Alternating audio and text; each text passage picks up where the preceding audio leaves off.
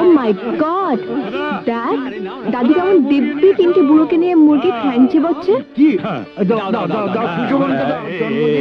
দাদু, ও দাদু, দরজাটা খোলো, কখন থেকে বেল বাজাচ্ছি। তোমার বাবা কাকাদের বলে দাও এই দরজা আজ আর খুলবে না, রাত্রিরে অন্য কোথাও ব্যবস্থা করে নিতে। কাল সকালে এসে যেন মালপত্র সব নিয়ে চলে যায়। তার মানে তুমি আমাদের তাড়িয়ে দিচ্ছ দাদু? আরে খাও বার্থডে বয়, খাও। বাবা কি বলছে কি বাবা? বলছে নো এন্ট্রি। কি হবে এখন? আচ্ছা ভাই, তোমরা খাও, আমি একটু হাতটা ধুয়ে আসছি, কেমন? চলো খাও খাও খাও, পেট ভরে খাও, কিছু লাগলে বলো। এই বিপিন দাদা, এই দরজাটা লাথি মারতো। আমি তোকে বলছি মার। দাঁড়াও দাঁড়াও, এসবের কোনো দরকার নেই। আজ রাতটা বরঞ্চ কোনো হোটেলে কাটিয়ে দিই, তারপর কাল সকালে দেখা যাবে। চলো। দাঁড়াও, আমি একবার চেষ্টা করে দেখি, বাবাকে বলি। তুমি? তোমাকে তো বাবা চেনেননি না। না না, তারপর কি বলতে কি বলে দেবেন, দরকার নেই, চলো। একবার বলেই দেখি না।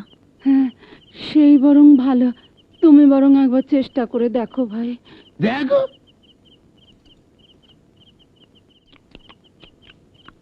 এসো চলো।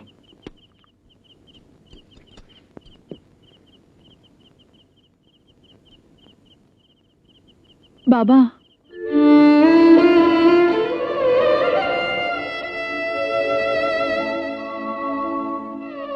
বাবা, আমি আপনার ছোট ছেলের বউ। আমাকে পরণ না করুন, করবেন না, কিন্তু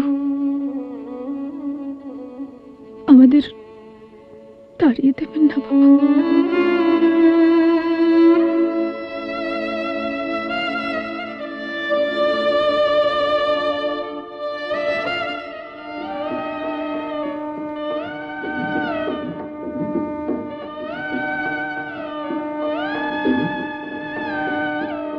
নতুন বউ কতক্ষণ বাইরে দাঁড়িয়ে থাকবে?